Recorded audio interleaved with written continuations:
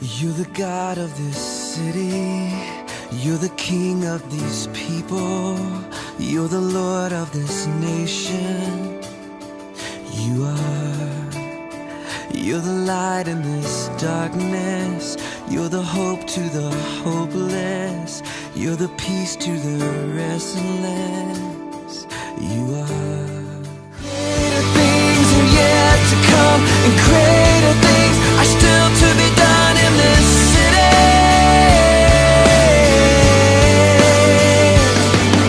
For greater things have yet to come, and greater things are still to be done here. So back in late 2015, we started a building campaign called Greater Things, and for the purpose of expanding our current facilities. We wanted to raise some funds, and the whole goal behind this was that we didn't want to incur any kind of debt. And so we are in the last year of this campaign, and right now it's time to determine what this is going to be and what it's going to look like. Just as it was then and now, we've outgrown our space and need more space to continue to grow. And during this whole process, some things have happened since the beginning of this campaign. For one, God provided us with these portables that we, at least are affectionately known by some as the dock. And a lot of effort was put into revamping those, and keeping up with them has been somewhat of a challenge as well. But it is something that we've been blessed with, and they have given us some relief, but they didn't solve all of our problems when it came to space. But it did provide us with the relief that we needed immediately, and this definitely was a blessing, especially if you remember the way we received those as well. They were essentially given to us for free, and we dumped a good bit of cash in them to make them look the way they look now. However, it was a huge blessing. And we continue to do the best we can with what we have.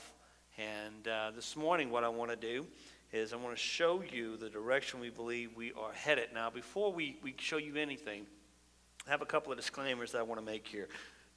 Number one, if you walked in and you saw some pictures on easels, you see this picture here on the cover of your bulletin. You go up to the stage here, you'll see another little mini diagram of a picture that we have out there. What you see are concepts, okay? And I think they say you have to say something 7 times before it clicks. So what you see are concepts. You want to say it with me? They're concepts. Okay, that's 3 times. These are concepts. What does a concept mean? A concept, what we have before us is a concept. That's 6. So what we're going to present to you this morning are what we refer to as concepts.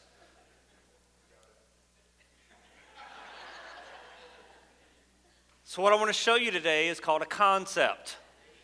And that concept essentially represents the ideal situation for us. In other words, it is the direction we believe that we are headed. And the way we came up with this concept was what we first did was we came up with the vision. And that vision includes what we're doing now and the direction that we believe God is moving us based on what's happening, okay, what's going on. And what we see happening and going on are not things that are forced. They're not things that involve just one person. They are things that involve the body and the direction the body is going. So you have to be able to stand outside of our compartmentalized areas of life and be able to see the bigger picture. And that's what we did. We looked at the bigger picture and we sat down with someone as we explained this vision. And essentially they came up with this concept that we believe would not only help us continue to do what we do, but give us also room to continue to grow in the direction that we believe we are headed. And so what you're going to see this morning is the direction we believe we're going. It is simply a concept. What that means is that this is the ideal picture for us. It doesn't necessarily mean that the ultimate or the final picture is going to be what you see this morning. Okay, and I'll explain that as we move along today. What we do know is that this is the direction we're going, and this concept is what we're looking at we believe will help facilitate the needs that we have as a church, and as we continue to grow, the things that are going to help us continue to grow. And so what I want to do first is show you what we have as a floor plan. Okay, that's where I like to start. And so you guys hit the lights. Keep your hands to yourself. So hit the lights so we can see this a little bit better. You're going to have to look at the picture that's outside of the facility. So if you can't see this, just listen to my words, okay? Essentially, this is what the floor plan looks like. As you walk out of these back doors which open up to the rest of our campus that lead you to the docks and so forth, the big old field right back there. As you walk back out there, we're talking about continuing this corridor that is our lobby. And then a building just opens up. Between our current facility and this new addition, we're talking about setting up a place where, well, essentially would be like a playground, where our kids could play. But not only would there be a playground, there would be a seating area that would essentially flow into the lobby area, which would wrap around to the space that we call our kitchen. All right, so as you walk out of there, that's essentially what you would see to your left. An open area, seating area, playground that would flow into the building that would kind of wrap around. And immediately to your left, what this floor plan shows, and again, this is just a concept, okay? Well, what this floor plan shows is a continuation of classrooms. And so what you have are 4 classrooms, and at the end of this hallway, this first hallway, there's what we call a teacher's workroom, which we so desperately need, and I'll tell you about that here in a moment, okay? But as you walk out of here, what you would see to your left is a playground. And then you would see a classroom, and there would be a hallway, and that hallway to the left would be all classrooms. And if you look to the right, there would be a kitchen area that would contain, this whole area would contain a kitchen, storage, we're talking about bathrooms, we're talking about 2 additional classrooms or bigger space rooms, okay? So that would be that hallway. But if you can continue down the lobby as it would go out, what you would ultimately come up to as you pass the kitchen would be a gym. Okay, in this gym, what we have up here is just a half-court gym. So that gym would contain all the things that we would need, all the things that you would have essentially in here to be able to do what we do, whether it's in this space or in that space, okay? On the back side of that gym, and I'm sorry you can't see this very well, this is just horrible. So that being said, on the back side of that, you have a pretty large spaced area. And that large spaced area, as we looked at it, was an area that the teens would essentially have. It would be an area that would be divided by an accordion door. And it would be a pretty large space for them. All these rooms would have ample storage and closets, and especially the teens would have their sound and all the technology. All the rooms would have what they need, and essentially what we have now, but maybe a little bit better. And then on the back side of this, what you have is a huge storage area, which is really what we need. We need that now, like yesterday, okay? And so that's essentially the floor plan. I'm sorry we don't have a better picture for you. If you haven't had a chance to, just stop by a larger print that we have outside in the lobby here, and to give you a better explanation or understanding of what we're talking about here. And so what we're looking at, as far as what this is concerned, this is talking about doubling the space that we have right now, okay? What that would do, if we were able to have something like this, we would still have the portables. And so that would give us an even more space if possible. Now, again, this is a concept, and what this is the ideal picture. Okay, you guys can roll the script here, okay? And so this is the direction that we believe that we are headed. When we first came into this facility, I remember the exact words that I spoke. And I think only my first time speaking in this building was like 5 minutes. Like, you only gave me 5 minutes. But what we said was this, that we wanted to create a place that provides platforms for people to be served, and then for people to be able to turn around and serve others in the same capacity. And I'm happy to say that this is exactly what we have been doing. In fact, what I did was I went back to 2015, because I keep a file of everything, all the stuff that we do. I went to 2015. And if you don't remember this, in 2015, there was a time that year where we talked about dreaming. We talked about the possibilities of what could happen. Okay, we talked about dreaming for the purpose of bringing God's glory. All the things that we wanted to do, all the things that we could do was all about how can we bring God more glory in this community based on our resources, based on what we can do here, based on our talents and our abilities as the body here in this community. And it's interesting to note that as I go through the list of talking about the things that are possibilities, there is a large number of those things that have become realities, even within the last 2.5 years. Okay? So it's pretty amazing to be able to look back and to see exactly how God is moving among you. And what's unique about this, it's not just a one-person thing. Okay, this isn't a one-man show here. This is something that we see the body collectively doing and working together and presenting to the community. Okay, and so it's really neat. It's really unique to see this stuff, and this is exactly what we've been doing. We said that we wanted to be a place. We wanted to be a place that is a part of the community. That is, they're utilizing some of our resources on behalf of the community. And I'm happy to say that that is exactly what we do. In fact, we do that so well that sometimes if we're not careful, we cut ourselves out. We don't give ourselves enough room in order to do things that we might want to do, okay? And it's really, I've been thinking about this over the last couple of weeks. Sometimes I get really frustrated because I believe that we have a tendency, and oftentimes this has to do with our backgrounds, maybe churches we've come from, what we expect to see in a church, etc. We're a small church, okay? We're not tiny, but we are a small church. And sometimes we do things like we're a big church. Sometimes we think we're a big church. And I can't tell you how many times I've said, my mama used to tell me this, your britches are too big for you. Right? You're getting too big for your britches, like as if but I switch. Sometimes our britches are too big for us. We try to take on more than what we really can do, what we can really handle. Sometimes that is the case. But most of the time, while it may look that way, the reality is we're just utilizing our resources a whole lot better than, dare I say, a lot of churches do. And as a result, whenever you see things like a small church does, you think, wow, you guys act like you're big. You act like you're 600. You act like you're 1,000 members. Because we expect small churches to do small things. But the reality is, when you utilize your resources to the best that you can, you might be a small church, but you're going to end up doing things that seem big. But the reality is, that really should be the norm. Now, sometimes I think we do things, and we think we big. We think we mega church. We small, okay? We small, but we're making a big impact. We're making a big impact in this community because we're utilizing the resources that we do have, okay? So I'm happy to say that these are things that we are doing, that we continue to do, okay? And so I said with these pictures, this is the direction that we believe we're headed. And let me tell you why now. Okay, it may help you understand the vision behind all of this. So the following things are what we do now, what we are doing, what we have been doing, and what we believe is the direction that we're being guided, that we're being led, okay, to continue to make this a reality. And again, the things that I mentioned this morning, these are not in order of priority, okay? So I'm just mentioning them, I don't know, I just chose to mention what I'm going to mention first, second, and third, okay? None of this is based on priority.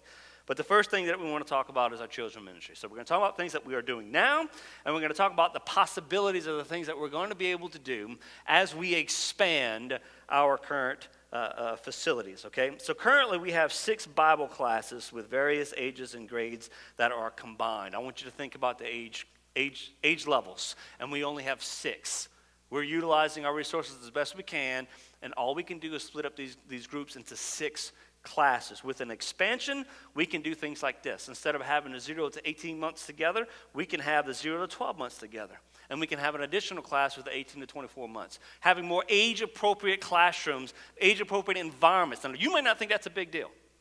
But if you're a teacher in that classroom, you would have a different idea of what's a big deal, okay? Maybe you don't think that's important, that's big. But if you homeschool your kids, you know what it's like, okay? Or if you have kids, or if you've just helped in these classrooms, you'll see that we need more age-appropriate environments. We need to be able to put the children in environments where they're going to flourish. It's not enough just to say, well, we have a classroom and we're just going to throw them in there. That's not good enough for us. That's not good enough for us. We want to do the right thing, what's best for these kids, and with an expansion, it's going to allow us to do things like this. Like, for instance, we have the 2nd through 4th graders together. Really? We're utilizing our space the best we can. And the best way that we could do it is put the 2nd through 4th graders together. Do you know how different a second grader thinks from a fourth grader? Wow. But we have them together. But an expansion would allow us to separate these. You could put first and second together, and then you could put third and fourth graders together. That makes more sense now, doesn't it? We got a lot of teachers in this room, and you know what I'm talking about, right? You wouldn't settle in your workplace, right? Teaching second, third, and fourth graders together. Now, again, we're doing the best we can with what we have, but what we're talking about is being more efficient and more effective in these areas, and an expansion would allow us to do that. In fact, an expansion might allow us to have what we would refer to as a dedicated space for the nursery that doesn't double as a classroom. And if you are a mom-to-be, maybe if you are a nursing mom, you would understand the importance of that. Guys, just listen to the women. That's all I have to say. Let's talk about our children's worship. Currently, we have 2-year-olds with pre-K, from 2-year-olds all the way to pre-K. And then we have kindergarten all the way to third grade. Now, you think it's just worship. It's just children's worship. It's not that big of a deal. Well, let me tell you where you're wrong, okay? This expansion would actually allow us to further separate these ages to provide more age-appropriate environments. For instance, you can separate your 2-year-olds and from the third and fourth graders, right? And then pre-K, and you can put them all in more age-appropriate environments, because you know what it's like to have a 2-year-old, do you? You want to isolate them all, right? This would allow us to do that. So, the other thing, an expansion, and again, the things that I'm going to mention to you this morning, look, we could spend here hours. I don't have an hour. You know, I got 20 minutes this morning. Okay, that's what I was given. So, I'm being paid overtime because you know this is going longer than 20. We're just highlighting some really important and even immediate needs that we have, things that we'll be able to take care of. We talked about a teacher's workroom. Currently, we do not have a teacher's workroom. And you say, what's the importance of that? Have you seen our campus? We have materials and resources that are scattered throughout our campus. I'm telling you, from the offices to the garage to if there is a nook and if there is a cranny, Beverly has stuffed something in it. Okay? All you have to do is walk up to the baptistry area. You open the door immediately to your left and to your right. You know what you're going to see? Resources for our children's ministry. Things for our kids. Okay? And our efforts to providing them with age-appropriate things, even in their current environments, it takes a lot. Beverly has things scattered throughout the campus. I personally would love to be able to see her, to be able to have all those things in one place, so she's not running around like a chicken with its head cut off, trying to figure out what needs to go where and where, if she even has some things, okay? Now, some of the stuff I think she needs to throw away. However, the point being is she would have the space to be able to do that. And then not only that, if you provide a teacher's workroom, you have materials and resources that are all in one space, okay? You combine all these things into one central place. There's the ease of accessibility. With a teacher's workroom, you provide a space for resources along with the space for a copier, laminators, all those things that teachers need in order to prepare the materials for various classes and projects, okay? And in a space where you can have more than one volunteer in the room. We're not talking about a space where you just shove stuff in. You need to be able to work, okay? We're not talking about elbowing anybody. You need to be able to put a couple of people in it, and this expansion might be able to help us do that. All I do know is that our children's ministry, our children's minister, and the volunteers have to run all over the place just to make sure all the things get together in order for them to provide the environments that they need, okay? And I think we can do a better job of that. And this expansion would allow us to do that. You have other children's ministry events that take place. We have VBS. Imagine what an expansion would do. Make hosting this a lot bit easier. Give us a lot more options. She has these events with God's guys and God's girls, as she talks about, that she does with her kids. An expansion, maybe even if we had a gym, would provide a better space for these service projects. You want to think about this. We have trunk or treat and we have the Easter egg hunt. What do we do those things? Trunk or treats out here, Easter egg hunts at the park. We could easily do both of these events here on this campus. We can do them outside or inside with an expansion. Okay, and that really is the goal, to bring that here to our campus, to bring this here to our home, to our place, so we can open it up to the community and to the people. And so with the addition of a gym and a playground, we can easily do these things here on this campus, okay? With an expansion with a gym would allow us to do what Beverly calls kids camp. And this is something that she wants to do during the summer. It's a VBS-type program that combines with a summer reading program that targets the local area elementary schools, and the ones that we actually work with right now. There are things that we do with these schools right now, and this would allow us to further our cooperation with them, providing things for those kids that they serve as well. We could do things like after-school programs, after-school tutoring, after-school child care, etc. We talk about area-wide children's events. Our children's ministry is currently involved with what we call Roadmap. We're just attendees. With an expansion, we might actually be able to host, one of these events. Especially if we had a gym and a kitchen. It would allow us to host Roadmap event. Roadmap event, in order to do that, you need to be able to accommodate 150 people. 150 people, children and adults, sleeping areas and restrooms, and providing meals, dining, being able to eat, worship and entertainment, and an expansion would allow us to do that. An expansion would allow us to provide something like a preschool on Mother's Day out to the community. An opportunity to offer up this program, with addition of rooms in the gym and a playground. You could potentially accommodate from nursery all the way up to pre-K. And that is would definitely be an added bonus to the community here. Currently, we have Kids in Divorce that takes place in this facility.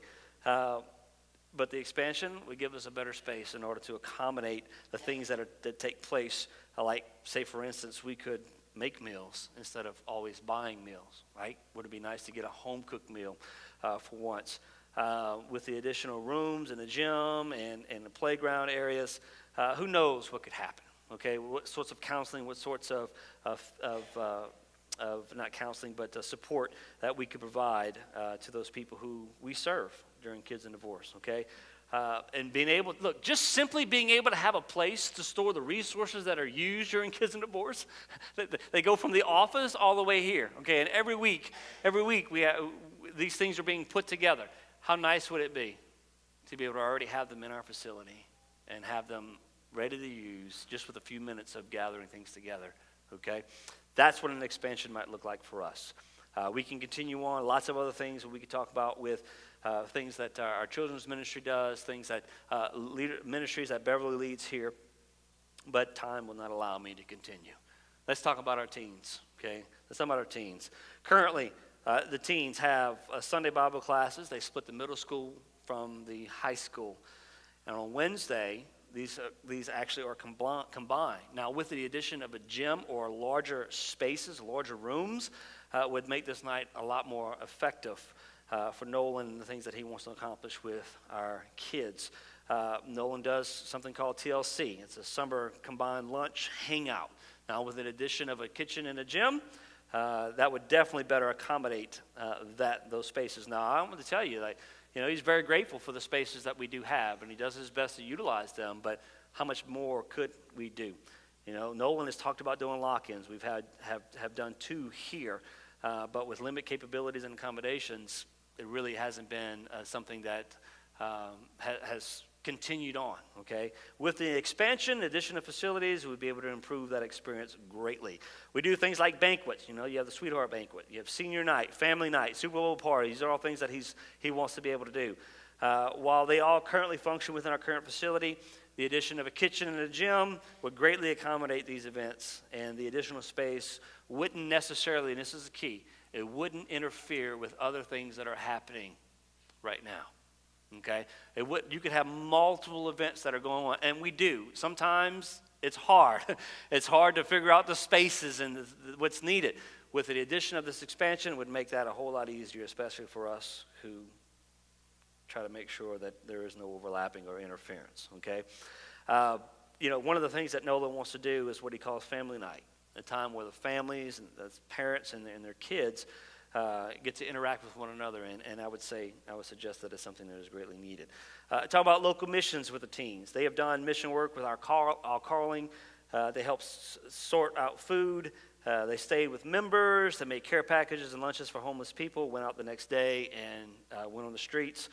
With the additional facilities, that would actually provide a better space to organize and implement local missions in our immediate area and the surrounding areas. And so while it's nice to be able to cooperate with someone like our calling, what if we wouldn't have to lean upon them so much, and we can have a more locally focused events? Because look, we have plenty of people in our own community right here in Saxe, okay, that need help. People that we can serve that are right here on our back doors. We don't have to go to downtown. Now, that's a great experience, and I'm not saying we wipe that out, but what if we were able to concentrate our efforts more appropriately here? The addition of a gym could be used to collect and prepare care packages, to be able to hand out. A kitchen, you could offer up the opportunity to prepare and cook lunches, etc.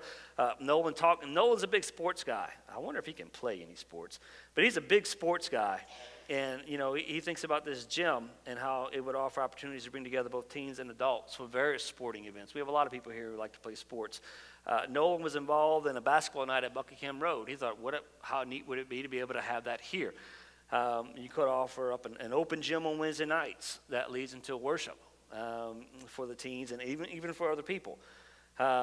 You have a safe place for teens to go Friday night. He really wants to do this thing he calls fifth quarter, because after your ball games, kids go out and that's when they get in trouble. What if you provide a safe place they can come and hang out, okay, and they can do things where they wouldn't get themselves in so much trouble and have better influences. And so these are all things that are cooking, in the back of his mind. He talks about area-wide events. What a great opportunity to have area-wide church events with teens where they can hang out with entertainment, worship, etc.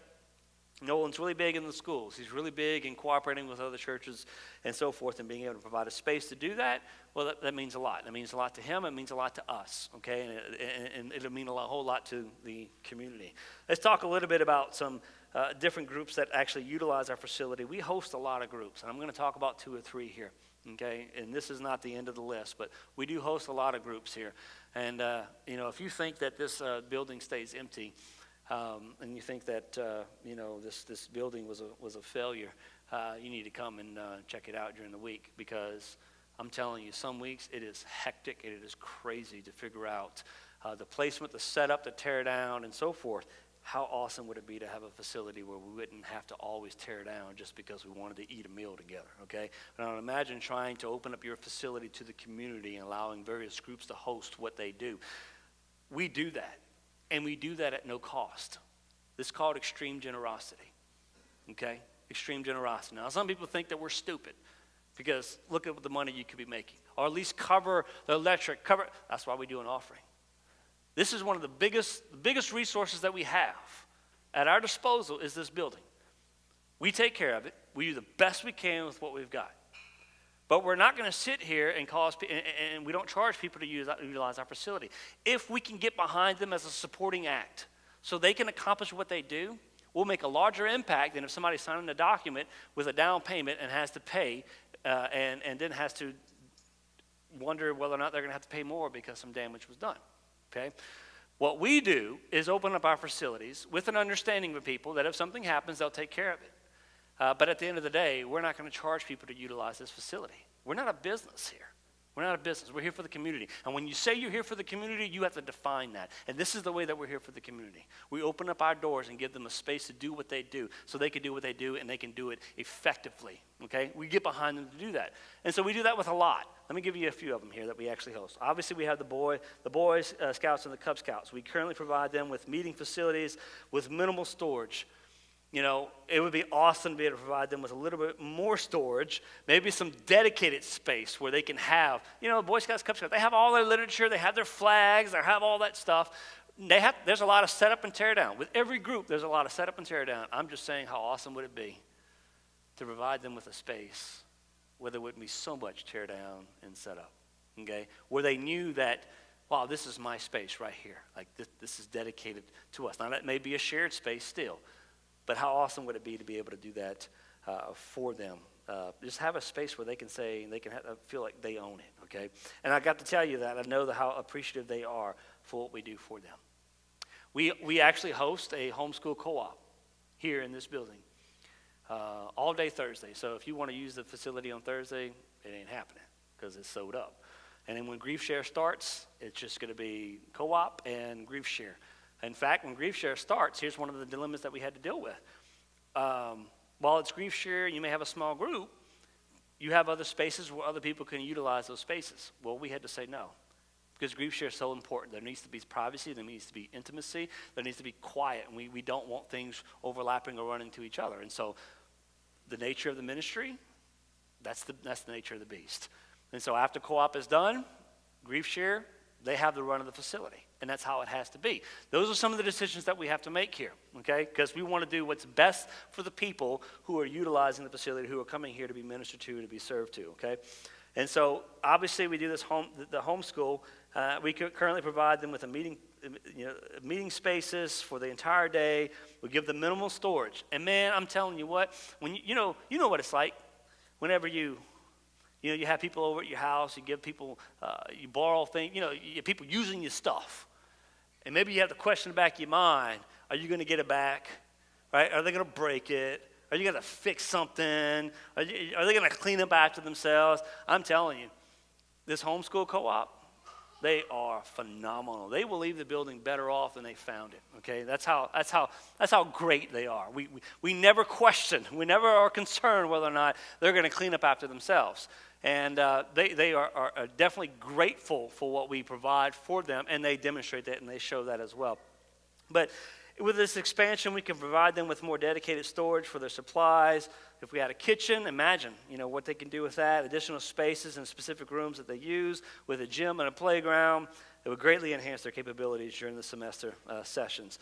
Currently, let's talk about things that we do with the city. The chamber currently hosts the business card exchange. One of our shepherds, Tom, is really big in the chamber. He's really our face in that part of the community, okay, with the businesses and so forth. And he does that's his thing, man. That's his calling. That's what he does. And so we with this expansion, but we could offer. You have monthly chamber luncheons, and it is a dream of mine to be able to offer up a space where the city chamber could utilize our facility for their luncheons and not have to worry about it, because they always have to try to raise money. How awesome would it be to help lessen that burden on them, right? To be able to utilize a facility where they don't have to worry about those funds as much. And so that's a dream that I have, something that we can do. Offering up this expansion would allow us to offer up our space for other chamber events, etc. I'm talking about the city a little bit more. Right now, we actually serve as a safe place for Lighthouse, the Lighthouse Daycare, which is right off of 78 over here.